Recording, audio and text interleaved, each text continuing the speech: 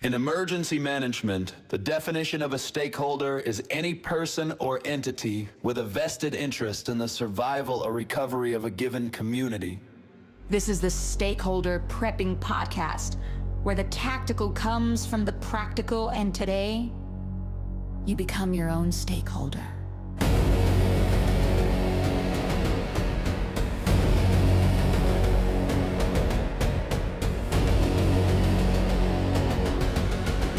Here are your hosts, Chris and AC. Welcome back to Stakeholder Prepping, where you, yes, you are the stakeholder in your own survival. Welcome back this week. And AC, I'm really curious about what this one's going to be about. Yeah, this is kind of a prepper chemical compoundy type episode, like things to have in stock that you could need on a daily basis, but also in any kind of SHTF scenario. I think this will be pretty fun. I think these are a lot of things that people probably don't think about, but could probably come up with a use for a lot of these things, if you know what I mean. And I'll tell you how we kind of got our criteria here for these. There's 10 we came up with, and long shelf life was the biggest one. Like something that actually had decent shelf life is huge. And then affordability. We're not going to tell you to go out and buy like crushed diamonds and bald eagle heads and Fabergé eggs and four-leaf clovers, you know, Aw. like, yeah, although great things to have in stock. And then like availability after some kind of issue, things you could get right now, but if Amazon stopped delivering tomorrow, these are things that you're just not going to find in nature. And then we're not going to say, go get cough syrup and mix it with iodine and lye and muriatic acid and match heads, because that's how you make meth. I looked it up. We're not going to do that. We're going to do like single ingredient things that you could have in stock that have multiple uses. And that was really the one thing that I wanted to look into, is things that not just a single use chemical.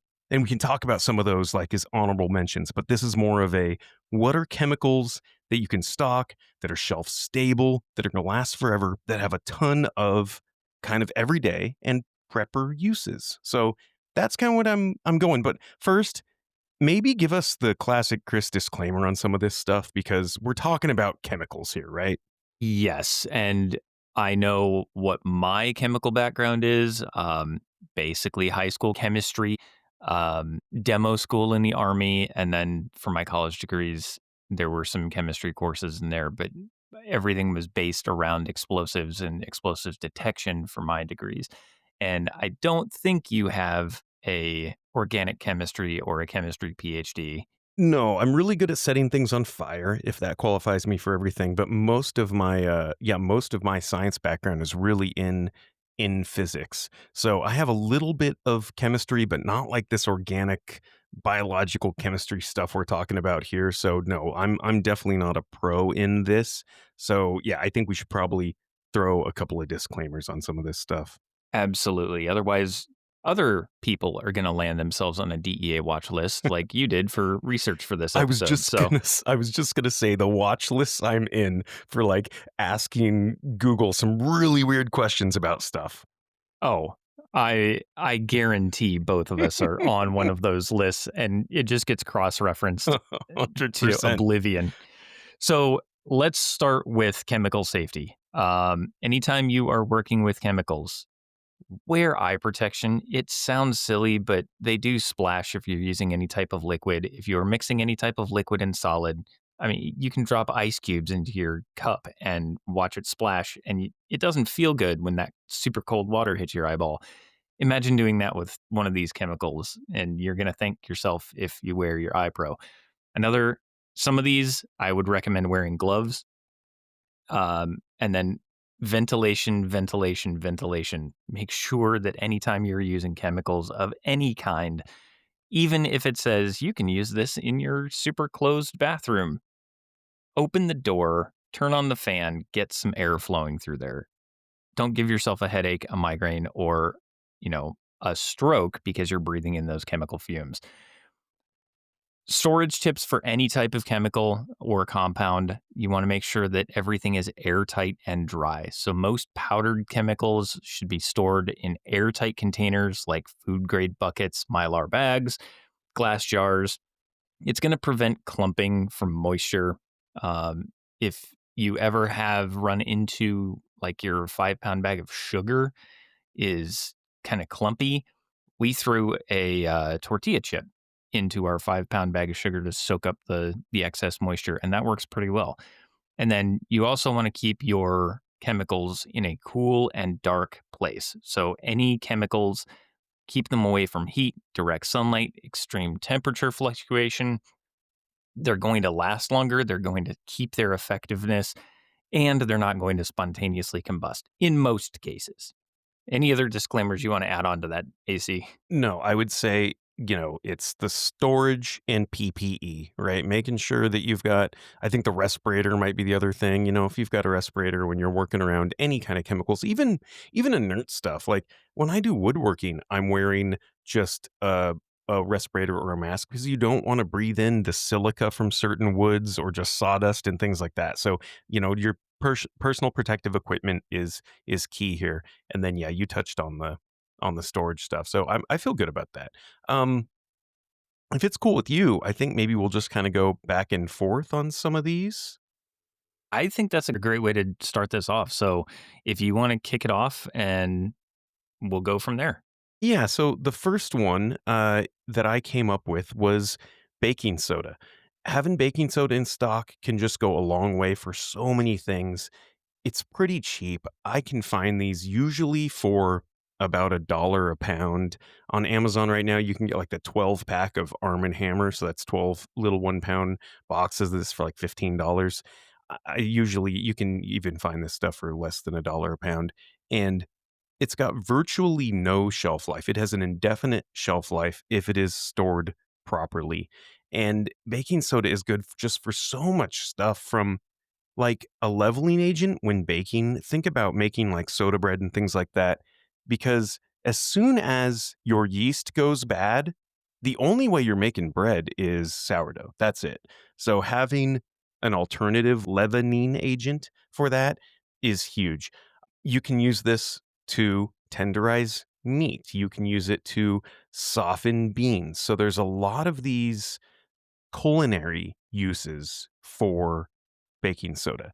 But on the like cleaning and hygiene type stuff, it's a very good non-abrasive cleaner. We all know that it's a great deodorizer. Anybody who's been single and in college once had one of these boxes in the back of the refrigerator, right?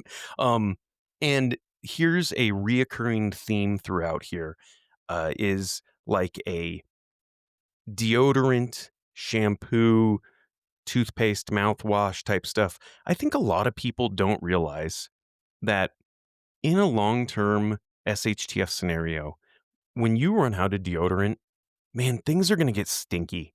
You're going to get stinky. Your clothes are going to get stinky. Your bedding is going to get stinky. And you're going to attract bugs and mites and parasites and things you just don't want to. So, a lot of these chemicals on this list have some alternative uses, being that some kind of cleaning, sanitation, and I think baking soda is no different from that.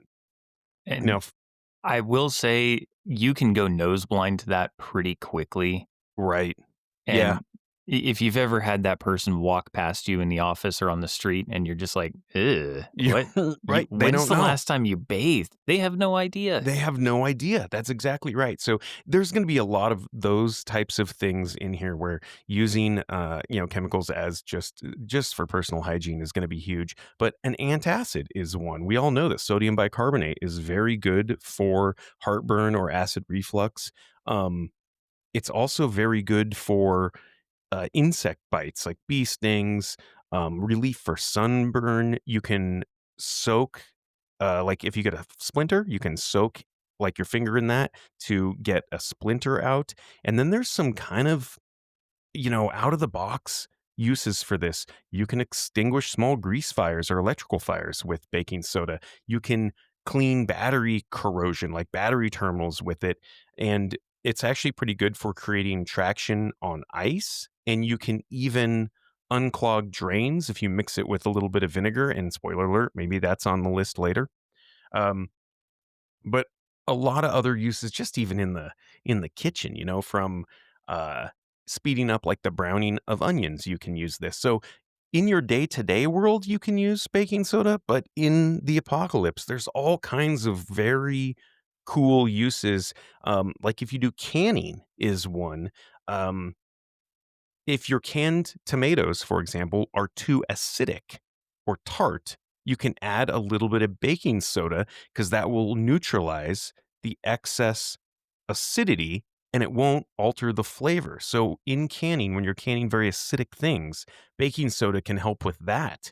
Um, it can even help with removing pesticide residue from fruits and vegetables. Tons of things like that. Even like your day to day, man, you could use it in you can remove chlorine from your hair if you go swimming. So all kinds of stuff like that. I could go on and on. Oh, one that I do is the de-skunking the pets. I don't know about you, Chris, if your dogs get into skunk stuff ever, but Thankfully, they have not oh, yet. man, you gotta get yourself a red healer. It's a whole different world.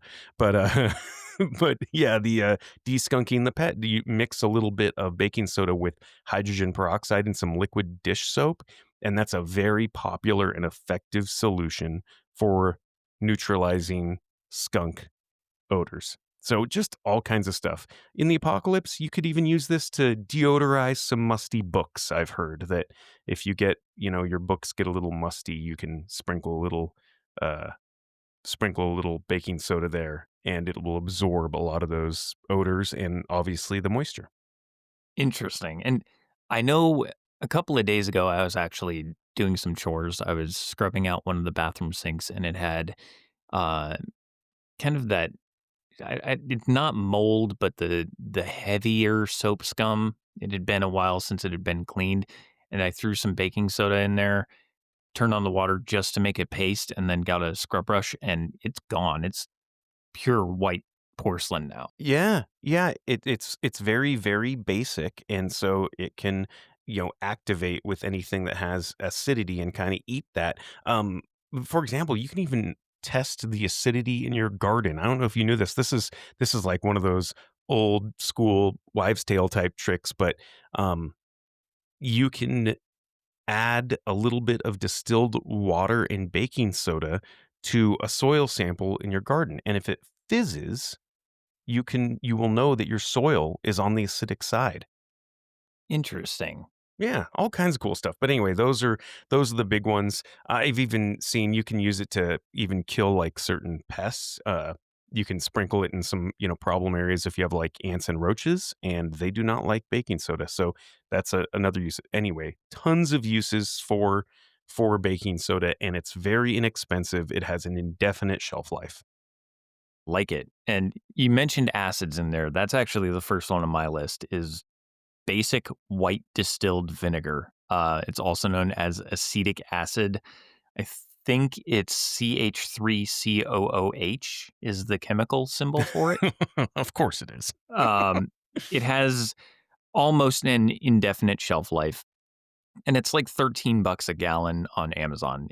It's because it is an acid, it's almost indefinite shelf life. And this is what a lot of wines will actually turn to when they turn sour. Yeah. The wine is becoming acetic acid. But what you can use it for, it is kind of an all purpose disinfectant and cleaner, mold, mildew killer, streak free glass cleaner, rust remover. If you need to soak some metal tools in there, just be sure to hit them with WD 40 after you've rinsed it off properly. You can use it as a fabric softener, stain remover for laundry. Inside of the kitchen, you can use it for food preservation. It's great for pickling and preserving foods. We had an entire episode on preserving foods. Right. Yeah. White vinegar, distilled white vinegar is one of the ways that you can do that. Um, but you can also use this to remove pesticides from produce. You can make marinades, tenderized meat as a first aid supplement it is an antiseptic and wound cleaner when it's diluted. You have to mix this with water. If you just dump straight vinegar onto an open wound, you're gonna know that you done gone screwed up. That's And torture. Yeah. I mean, if you need to get information out of somebody, Right. White vinegar. There you go. watch list. Basically truth serum. You can soothe bug bites and stings. It can act as a relief for sunburn as it's evaporating, but again, you want it diluted. You don't want to dump vinegar on a sunburn. And if you have like athlete's foot or sores or calluses, things like that on your feet after a long day of going out and foraging during the apocalypse, you can always soak your feet in it. It is a natural weed killer when it's not diluted, but it can actually help to improve the burning time and lengthen the burn of lantern wicks if you soak it in there. And Oh, then if you've got any sort of like mineral buildup in water systems or coffee makers, just run a pot of coffee with your vinegar and you'll be fine. It'll clean it out for you. Might take a couple of cycles of just regular water to get rid of the acidic flavor, but it's clean. Um, so all kinds of things that you can do with it. It dissolves hard water, minerals, lime scale. If you've got an old shower head, you can take that off and just soak it in vinegar. It'll it'll work there. If you've got a really tough stain or something like that in your microwave, uh, put a bowl of equal parts water and vinegar in the microwave and just heat it until it boils and the window is kind of steamy. It's usually 3 to 5 minutes, depending on your microwave. Um, Let it sit for a minute and then it's just going to wipe away all of the staining that you had. So last week's spaghetti that you forgot to put a cover on and threw it in the microwave for leftover lunch. Yep, you can clean it up right. pretty easy. But like you mentioned, half cup of baking soda down the drain, followed by a cup of white vinegar. That is that reaction that we saw in the volcanoes as kids when we Right. were doing that science experiment and thought it was Yep. super cool and added Yeah. in the red and yellow food coloring. Think of that, but in your drain system. Leave it there for 15-30 minutes, flush with hot water. It's clean. And that'll help with your long-term sanitation as well. Um, you can kind of remove smoky or musty odors from a room if you just kind of place bowls of vinegar around the room to absorb those persistent odors, especially if you're moving into a place that has had a smoker, you know. Yeah. Um, Pet accident odor neutralizer. Like this one because having 5 dogs, we do have accidents. It's always at 3 a.m. and it starts with yeah, running out the door to get them outside. But yeah, it'll clean up the carpet. You can clean pet ears. So if you kind of dilute 1 part vinegar to 4 parts water, you can apply that to a clean cloth and then just kind of massage your dog's ears. They will love it. And you're wiping out all of the rust, dust, mud, and blood, all that grime out of their ears. Um, You can clean car windshield wiper blades. This one is important if you are potentially going into any sort of low visibility environment during Teotihuacan. You need to be able to see where you're going with your vehicle. I would probably keep some vinegar on hand, and it also works as a defroster for your windshield. So if you've got heavy ice buildup, you can Oh, dump some acid on there, and yeah. it'll get rid of it. I think that's probably gonna That's do a it. whole bunch of uses for white Yeah, vinegar. that's That's all kinds of stuff. Um, so my next one, I went with bleach, and I want to be careful here because normal bleach, and everybody's familiar with bleach, and you can add a couple of teaspoons to your water and all that kind of stuff. That is the sodium hypochlorite. But bleach, it isn't as shelf stable as you want it to be. It does lose potency over time. 6 to 12 months, it's not going to last forever. But you can buy the solidified version of bleach. It's called calcium hypochlorite, and it's actually commonly known as pool shock. And you can do all kinds of cool stuff with this. It lasts forever. You can get this I don't know, like $4 a pound on Amazon, and it comes in these little packs, or sometimes it's in a little like block. Um, Make sure you're getting the unscented version of this stuff, but just this as concentrated as you can. This it's pool shock, and it's you can use it for all kinds of stuff. Obviously, there's like the sanitizing the laundry and that kind of stuff. You can use it as a very good food grade sanitizer for disinfecting surfaces for like chemical waste treatment. This is a really good one. If you're going to have to find a way to, get rid of your own poo and make sure that it doesn't kill you, using this pool shock is really good for that. And this, again, is just kind of like that solidified bleach. So there's all kinds of very cool stuff you can do with this. You can have it on hand. And again, virtually no shelf life at all. This is even like historically in World War I, they used this to treat all of the nasty stuff you would find in the trenches. You could use this kind of as this powdered form of disinfectant to, clean wounds and neutralize contaminants in the trenches and things like that. Obviously, needs to be diluted, but gosh, it's just good for all kinds of stuff and lots of cleaning, lots of water, uh, purification, and lots of disinfecting uses. And it's shelf stable for like ever. If you get this calcium hypochlorite in these little pool shock, like little 1 pound bags, decades, it'll last at full potency. It's awesome. And a couple of disclaimers about bleach. I believe it's FEMA and ready.org that they say 8 drops for 6 drops for 8.5 per gallon is what you're using for liquid bleach Yep. to disinfect water. And that is 8 drops of 6% sodium hypochlorite. I got to get that one right because hypo and hyper mean very Right. different things in this Right. scenario. But 8 drops of 6% sodium hypochlorite solution per gallon.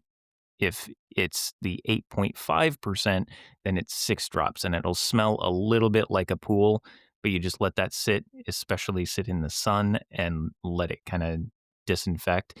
And never, ever, ever mix liquid or solid, whether it's sodium or calcium hypochlorite. Never mix bleach with anything else. That includes uh, vinegar, ammonia, any other type of cleaning product that has an acid in that.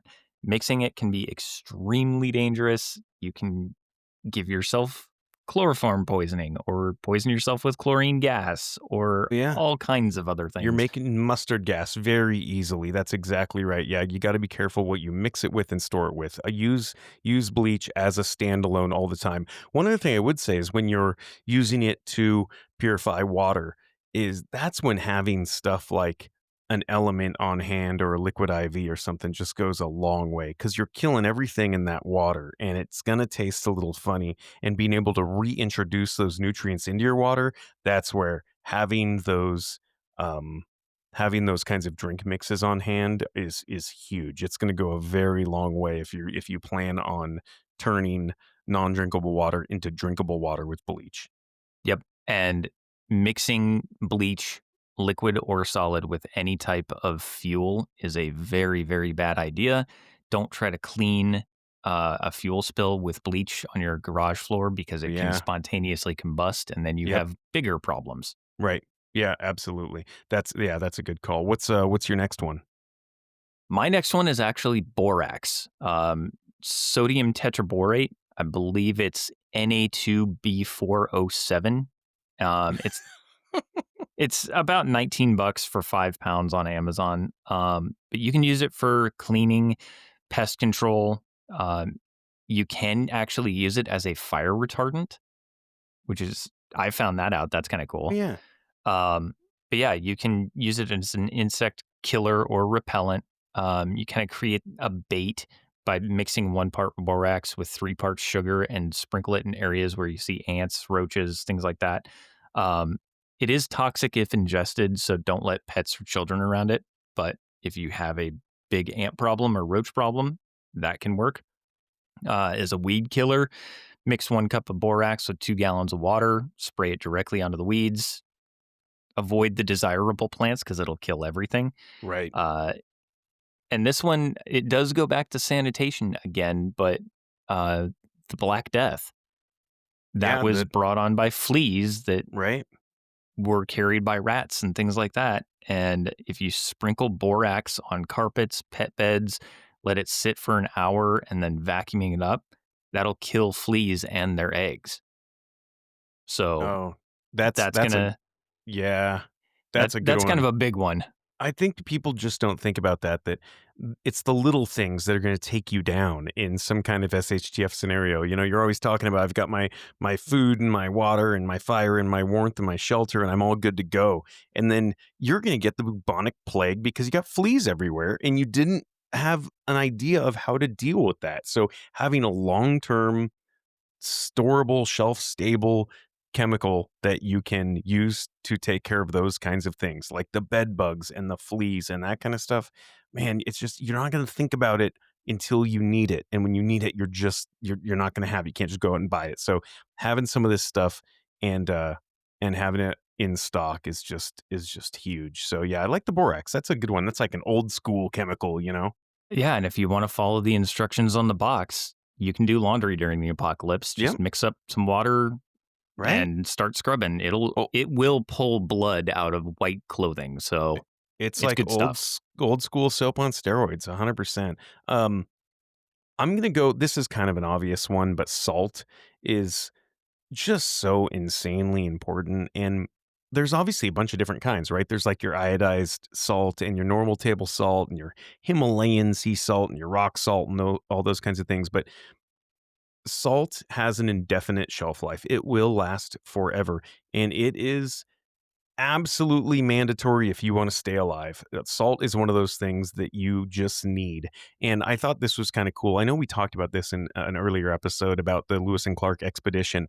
But there is this big monument with these original old school cauldrons in Seaside, Oregon. And that was from late December late December 1805 to like mid February of 1806 when Lewis and Clark were there.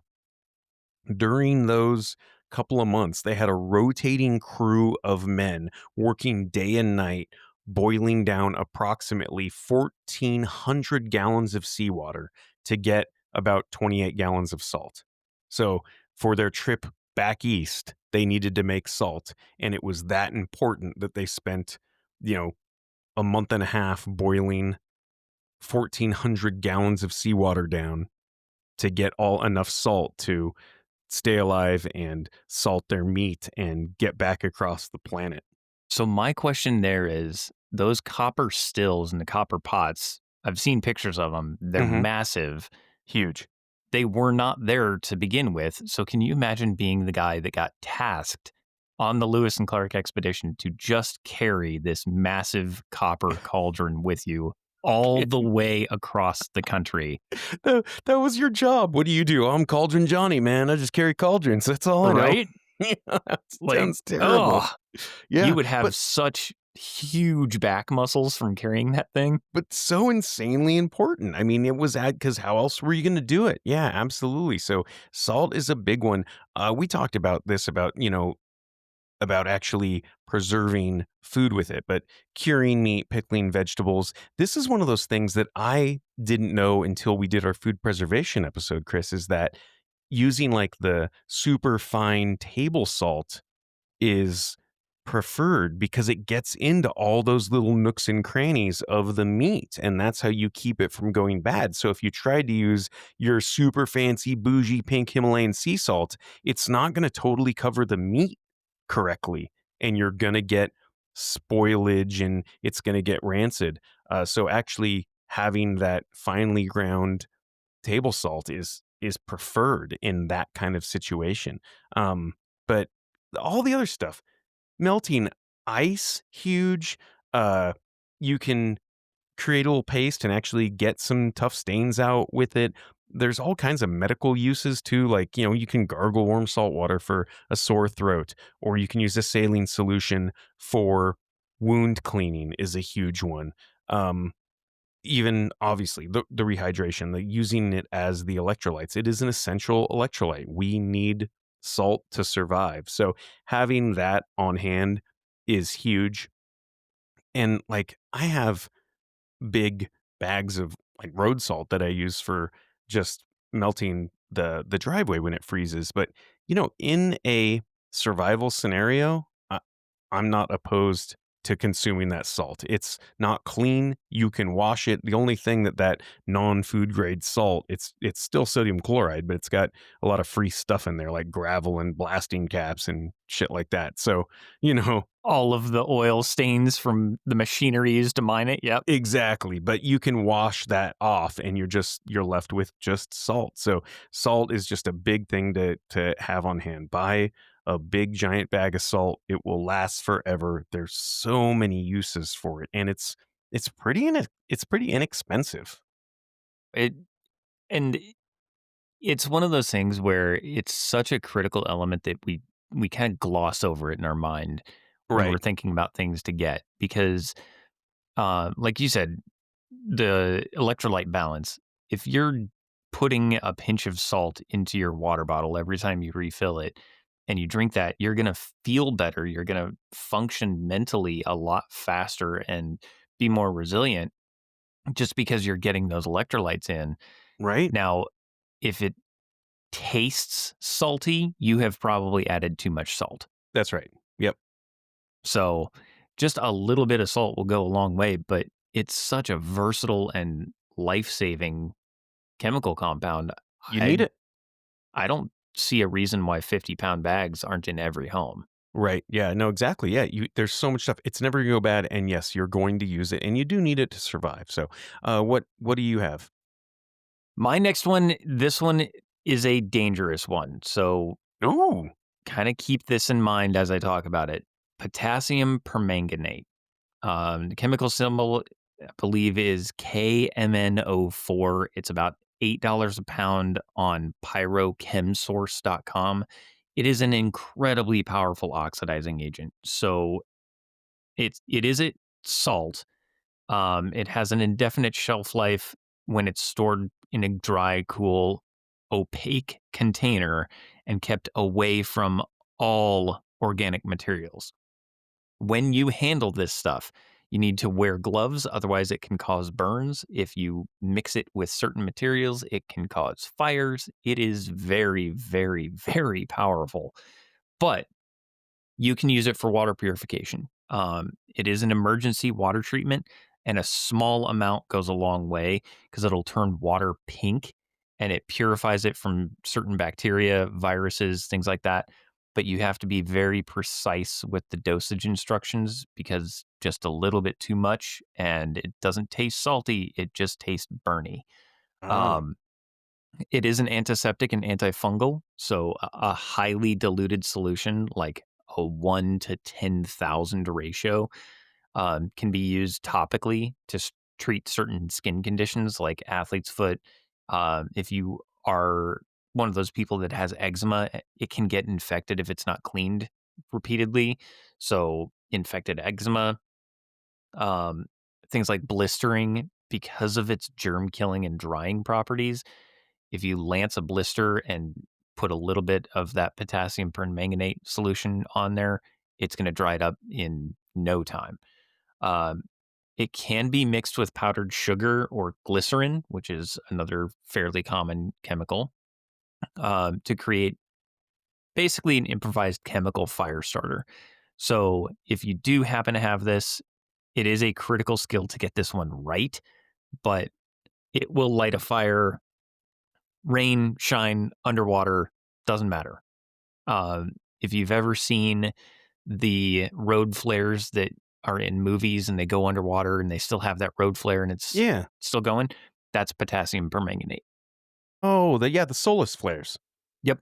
Um, Oh, okay. they have potassium permanganate cores, and it's not flammable by itself, but it is a very strong oxidizer. So when you mix it with certain organic materials like glycerin, sugar, even antifreeze, it creates this chemical reaction that generates enough heat to spontaneously ignite. So there may or may not be some incendiary uses that we're not going to talk about for legal reasons, but Oh, it's a possible solution for you. and this one right now, this sounds great. And it doesn't sound like you need a whole lot of this to do a whole lot of stuff.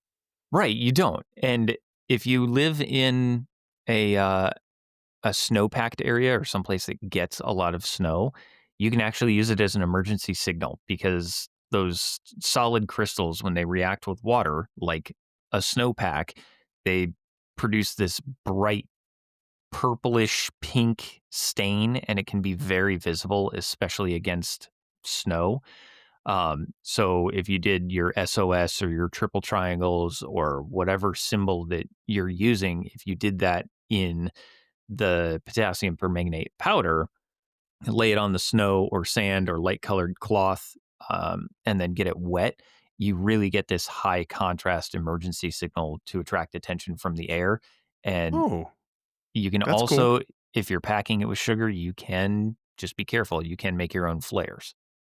What was you had talked about? There's a like some single signaling boards that you use in the military. What are those called? VS17 panels, and Yeah, they are, VS17 panels, right? So you could kind of make your own on the snow with a little bit of this stuff, huh? yep, yep. And it stains a sheet. So if you wanted to make your own VS17 panel on the cheap, just go to Walmart, get whatever thread count sheet you want that's white and Mm-hmm. stain it with potassium permanganate, and you're good to go. Wow, that's really cool. Yeah, and it doesn't sound like you need very much of this stuff at all to get a lot done. And it does sound like there's some other uses, so that's kind of neat. Um, I had my next one, citric acid, and this is one. Yeah, you can buy this pretty cheap. I mean, even on Amazon, I think it's like 350 a pound when you buy it, and like a, I think I saw a bulk 10 pound on Amazon for like 36 bucks. I'm sure you could get cheaper somewhere else, but it's this super dry crystalline powder. It lasts for almost ever.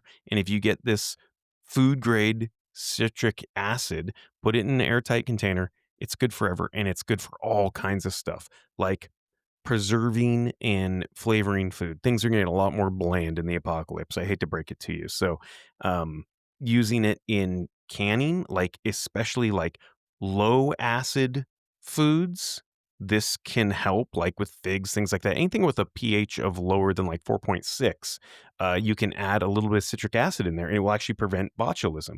And it gives things a little bit of a tart flavor. So if you want to make your own like electrolyte drinks. Remember, we talked about salt earlier. A little bit of like pink Himalayan sea salt and some citric acid.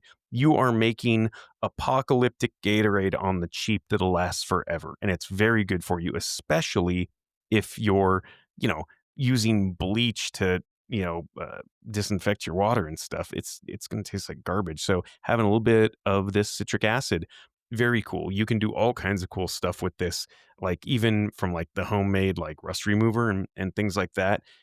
It also helps prevent canned foods from like losing their color and flavor a little bit. If you do like dehydrated stuff like apple chips or those kinds of things, you can dip those in a little solution of citric acid before you dehydrate them. And then they won't turn all brown and gross when you dehydrate them. Oh, that makes so much more sense. I thought I was just adding too much cinnamon. No, it's the citric acid. It if you put a little citric acid and totally cover those fruits, like apples are the big one, and lay them on the food dehydrator, then they will not brown when you dehydrate them. So it helps with presentation a little bit. Now, one thing that is a common misconception is a lot of people assume that citric acid is super high in vitamin C. And it's not. That there is not, it will not help you fight the scurvy or the pirate disease, but it is that super tart flavor that you're thinking of. The food grade natural citric acid is actually extracted from fruit, but it is not high in vitamin C. A lot of people just assume that because of the flavor, but you can do all kinds of really cool stuff with citric acid. It lasts for a very long time. It's a great food flavoring that just requires such a small amount of it. And another really cool one is like game meat. If you're going to be in a situation where you're going to be taking down wild game, a little citric acid solution, like 2 ounces per quart of water, you can spray that on freshly harvested or butchered game meat, and it actually slows bacterial growth and it deters flies, especially if it's meat that you might have to hang for transport or processing. A little bit of citric acid sprayed on that in a water solution, and you're not going to have, little flies landing on it and doing their little like evil praying mantis rubbing their hands together thing looking at you. They're not going to like it. I'm thinking about like a spray bottle, keeping that in your smokehouse. If you've got a homestead and you build a smokehouse, Great hanging idea. all those strips of meat and then spraying them down with that before you smoke Yep. it, that would be Just a huge. just a little bit, but really good for wild game meat. If you think about it, you're gonna have to process that and transport it and all that kind of stuff. You're gonna get bacteria growth almost immediately, and you're gonna get things like flies landing on it almost immediately. And a little citric acid solution really helps with that. So all kinds of very out of the box um, food uses for citric acid, but that's a good one. And yeah, very inexpensive and total indefinite shelf life. I like that. I like that a lot. I'm gonna have to get some citric acid now. It's cheap, and yeah, you won't know you need it until you do, and there it is, and you have it, and you can do all this cool stuff with it, especially the sort of, the apocalyptic food treatment stuff is going to be huge. Drying food, making the apple chips, the wild game meat, all those kinds of things are going to be um, it's going to be very good to have some citric acid on hand. I'm gonna have to check it out. My next one is not for children. Um, so my next one is high concentration isopropyl alcohol. Sure. This is available at Walmart. This is available on Amazon. It's not terribly expensive. You find it in the pharmacy aisle. C3H80. And while it's a liquid, the higher concentration stuff that I'm talking about is between 91 and 99%. And it's a very, very versatile long-term prep, but it should be stored in the original sealed container so that you can minimize evaporation. That's where most of your alcohol actually disappears to when you don't store it correctly. Um, so buy the higher concentration stuff and then dilute it as needed into a lower concentration. Usually it's about 3 to 5 years is a typical useful life, but honestly, isopropyl alcohol itself is extremely stable in a truly airtight, sealed container, especially if it's glass or metal, something like that. It's chemically stable enough that it could last much longer. And some sources suggest that it's virtually indefinite. So, more smaller containers is probably better than fewer larger ones. Okay, sure. What can you use isopropyl alcohol for? Well, as an antiseptic, you can clean skin, sterilize non porous medical tools like scissors, tweezers, dump them in a bath of isopropyl alcohol and rinse and repeat. A disinfectant, you can use it to clean and disinfect surfaces. Again, we're going into staying safe and healthy sanitation wise during the apocalypse. So, um, if you've got countertops, if you've got glass, if you've got dishes that you need to sanitize, that would be a way to do it.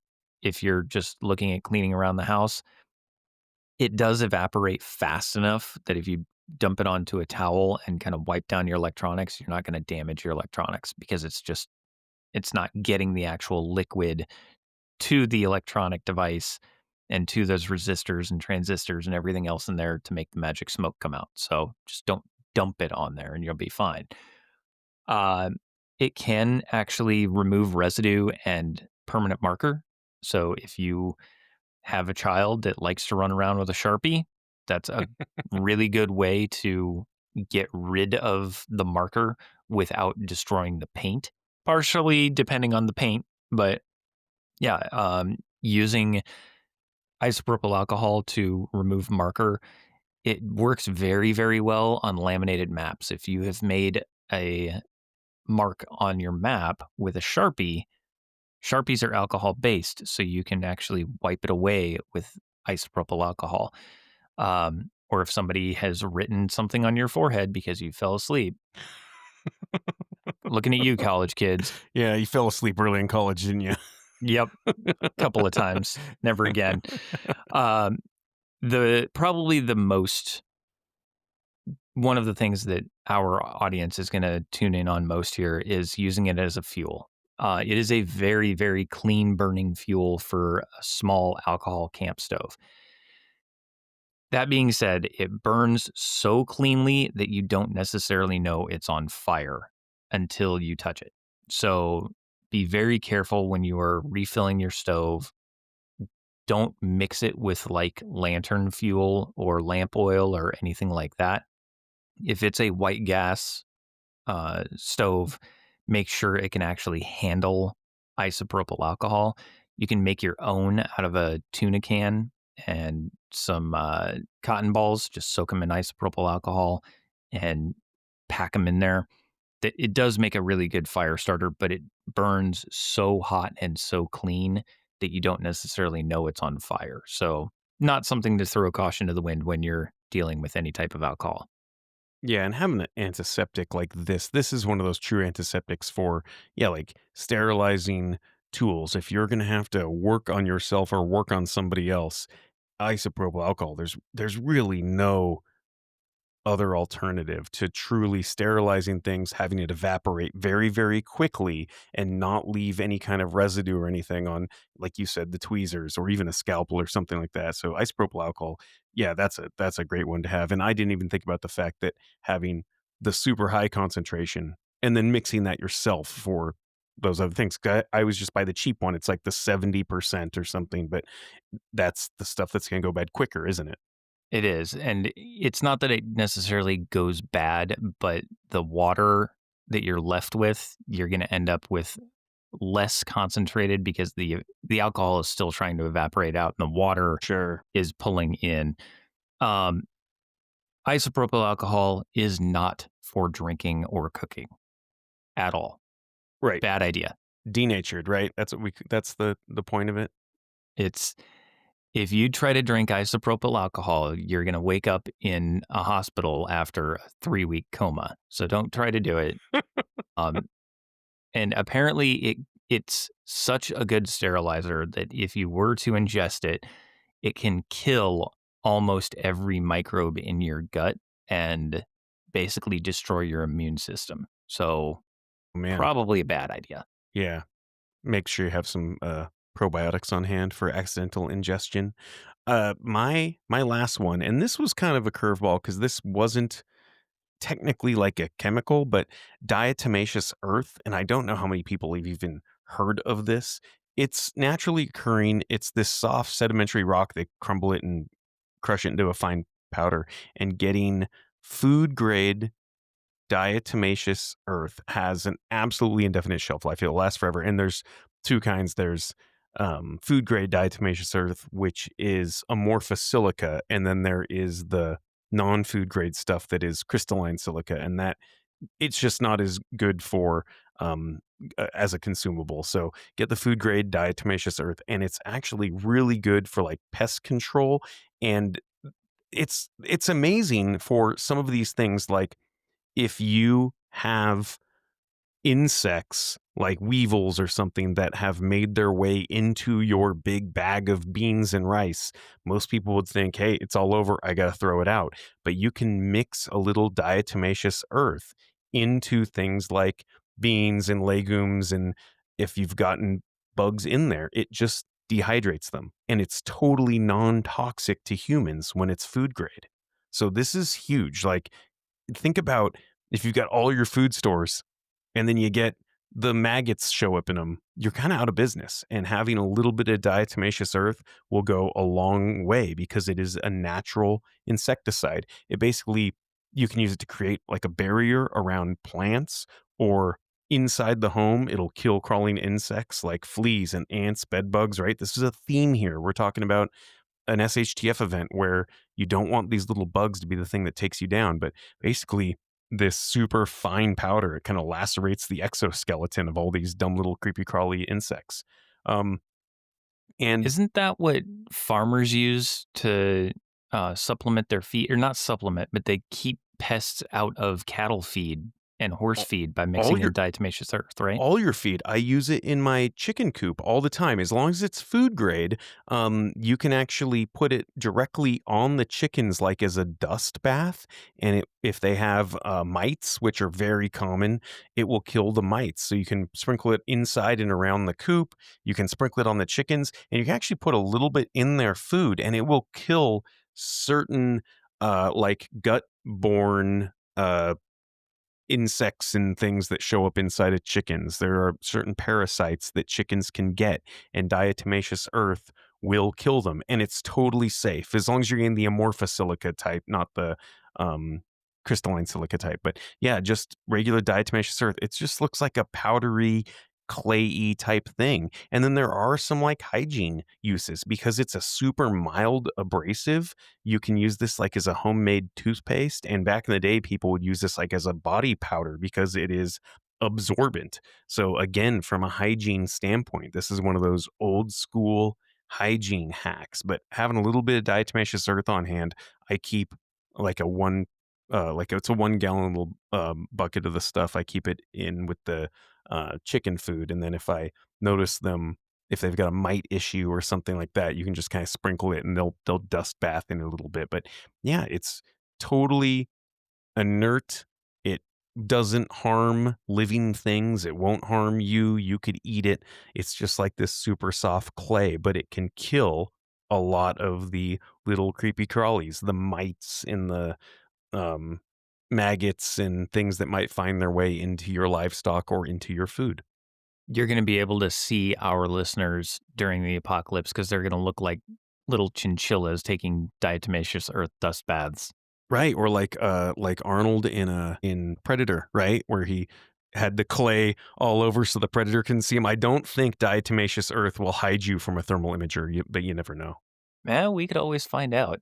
I'm here. Do it. I'm here. Kill me now. The last one that I want to Last bring one. up is, you've got to be careful with this one, but gunpowder. Pew pew. I have probably 40 pounds of loose gunpowder in the house, well, in the garage, because I reload. And there is a big difference between modern smokeless gunpowder and traditional black powder that was used for the golden age of piracy to launch, forks at other ships as they were passing by. So you can make your own black powder. Making your own gunpowder, not the best of ideas.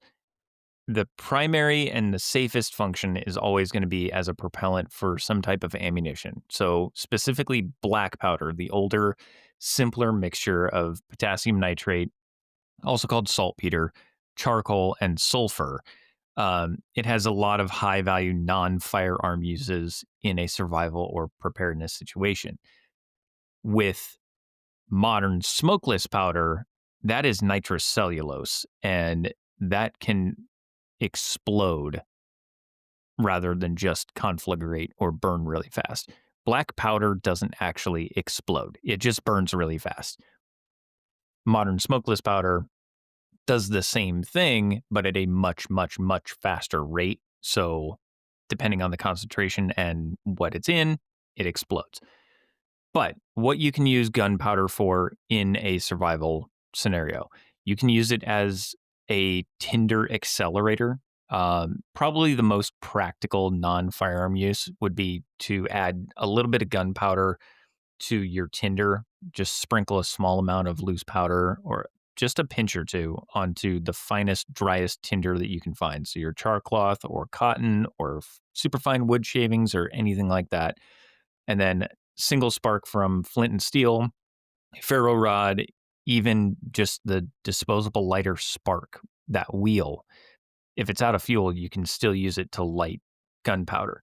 And it almost instantly ignites the powder, guaranteeing a flame so long as you can keep the powder dry. The other thing about black powder is if it gets wet, it can be dried. With nitrocellulose, if it gets wet, it degrades the compound and it falls apart. So you don't have the same burn rate.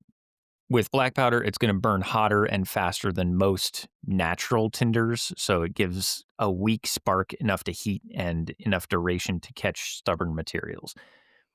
You can use it as an emergency signal. So if you have a smoke or flash, a smoke signal with black powder, smokeless powder is not going to do this because it leaves such little residue, but black powder produces this large, thick cloud of white smoke.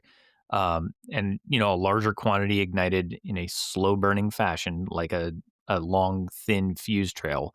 Again, think back to the movies and Yeah. dropping that I, trail of I was gunpowder just and then gonna say sparking it. that's a real thing.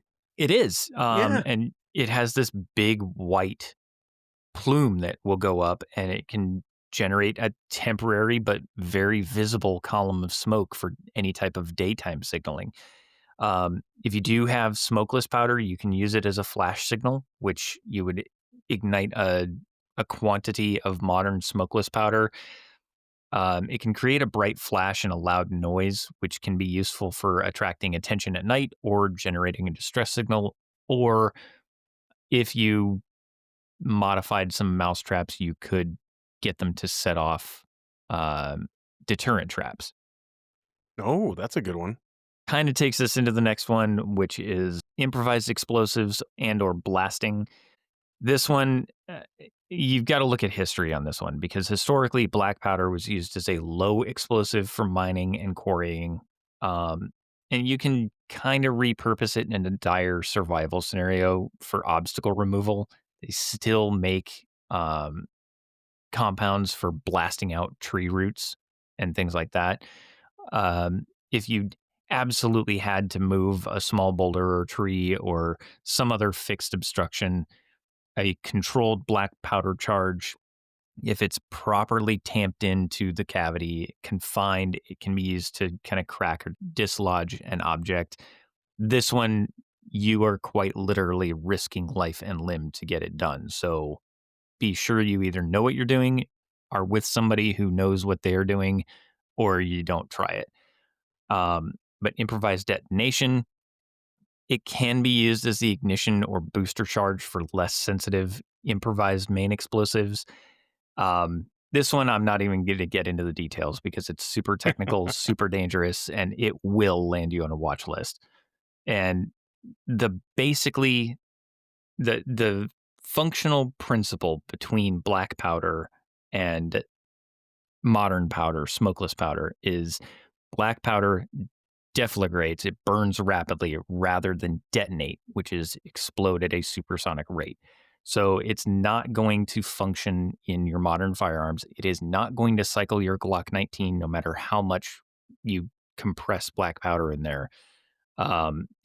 It's too low yield, but you can use it as a component for a lot of other things. So could you, if you put black powder in, say, like a reloaded, let's say like a 12 gauge shotgun shell and a standard shotgun primer, would it actually? I mean, we're not talking about cycling a semi-automatic. We're just talking about would it actually go bang and throw stuff out the end of the barrel? Maybe. Sounds like some homework we have to do. I would not try it with any type of single projectile. I would only try it with a shotgun, and you're probably only looking at 780 to 900 feet per second. Black powder rifles is what we're using this with. Yeah. Yeah. Um, Do you remember in The Revenant where Leonardo DiCaprio got in the fight with the bear and it like he was bleeding out of the neck and he packed the gunpowder into his neck and then sparked it off to like stop the bleeding? yes. We should ask Charlie. I'm guessing that's a big no. I I'm would thinking that's a Hollywood no right there. technically it would work to cauterize the wound. But again, as soon as that black powder gets wet, it's not going to burn at the same rate. So Yeah, then you're just infecting yourself with all kinds of burnt, gross black powder garbage. depending on the quality of your charcoal, yeah, but the potassium nitrate and the sulfur in there, potassium nitrate is actually saltpeter. It's the oxidizing agent in black powder. But you can use it for food preservation and curing meat and making different kind of non-explosive smokes. You can actually melt down crayons, sugar, baking soda, and saltpeter and make your own colored smoke signal. So there's different uses for it. Just if you decide that you're going to stock black powder or modern powder, be sure you know what you're doing with it and don't get yourself in trouble. Yeah, that's a good way to wrap it up. So, I would like to know from people if they've got other like chemicals they store like this. There was a huge long list. There was a couple of honorable mentions that I had. There were, trying to condense this down into a list of 10 was kind of tough. I think we could probably do a whole nother episode on other stuff you could stock. But if you look at these, none of this stuff is really that expensive unless you get into pretty big quantities. I know black powder can get expensive, but none of this is really that expensive. You could have enough of everything on this list for $100 just to have some in stock if you needed it. I mean, some of these things, a pound of baking soda is 89 cents. So some of this stuff is very, very inexpensive. But this was a pretty inexpensive list when you think about it. And all of these things could either potentially save your life in some kind of SHTF event, or at least make your life a lot higher quality in certain situations. If you come face to face with a angry fleet of bed bugs and fleas, there's not a lot of ways to get rid of those if you've, found yourself in, like the 1800s type scenario. If you found yourself in a grid down SHTF type event, there's not a lot of ways to get rid of a lot of these creepy crawly type bugs that may just ruin your day. Chinchilla dust bath, baby. Chinchilla dust bath. That's exactly right. Yeah, my chickens are staying healthy. So, anyway, no, this was a fun one. I would like to hear from people if they've got other chemicals they would add to their list and compounds, things like that. Because I bet we could put a whole nother episode like this together of 10 other things that we just aren't thinking about.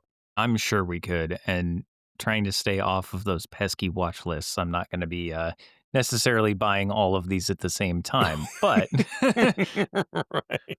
I do have almost all of these on hand. There's only a couple that I don't. So, Oh, cool. Yeah, yeah, I got more than half probably, but there's a couple of these that I just didn't think about or didn't know, but I'm definitely gonna have to add them to the rotation for sure. absolutely. Well, I think that about wraps this one up. So be sure to come back next week. We are going to go in another completely different direction. But until then, remember, you are your own stakeholder, and we will see you then.